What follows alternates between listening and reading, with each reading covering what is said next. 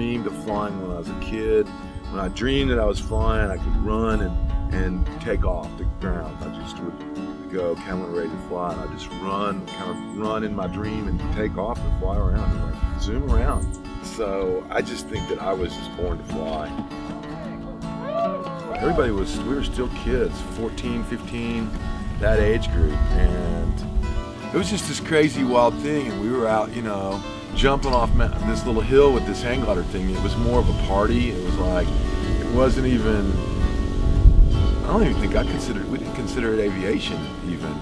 But I just said, okay, well, if I'm gonna run, I'm gonna get this thing running, going. And sure enough, then this guy goes, push out on that bar. And I go, okay, and it just took right off. And then I flew about 40 feet, and so I just flared the glider and landed standing up, set it down, and yeah, I was hooked.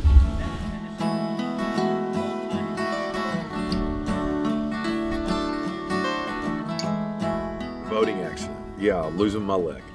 Yeah, 1975, I went on a boat with a buddy. We were skiing. We're going to run a ski course, like, you know, where you shorten the line and you go around buoys and all that stuff. And it was just a freak accident. He fell, he was skiing behind the boat, and he fell, and I turned and looked back to go get him, and when I turned the boat just spilled me out. It hit a rogue wave of some sort from a large cruiser or something. The boat spilled me out and then proceeded to run over me.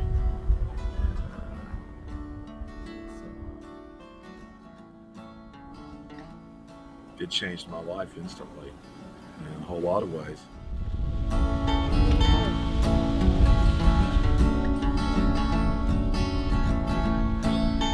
So my buddies were like, well, you can drive for us.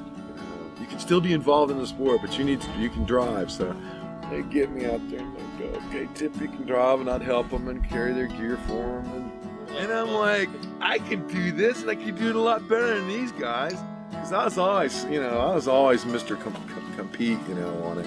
None of them would let me borrow their glider. Let me borrow your glider on it. And then they were like, you can't just jump off a mountain with one leg. And I'm like, well, why not?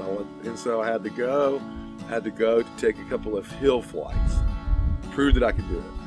Flew it, and then I was back in the sport. So I guess I spent 30 years chasing the wind. One-legged harness. If you screw up, you pay dearly for it. This isn't like, you know, watching TV or sitting around the house or playing tennis. And people are curious. People ask you, they say, well, what's it like? Or why do you do it? Of course, I get a lot of the, well, why are you still doing this when it's obviously so dangerous? Why would you put yourself at such grave risk? And it's because the payoff is worth it. Plus, I feel like that I can manage the risks, you know, and do it safely, or at least, you know, minimize the danger.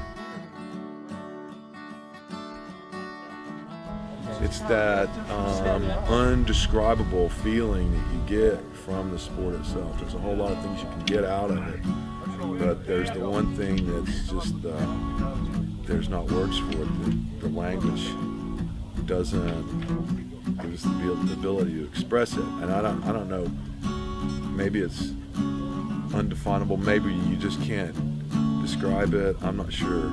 I think it's probably undefinable.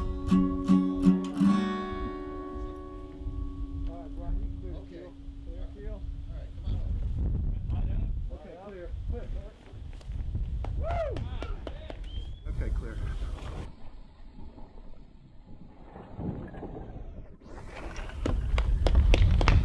Thank you.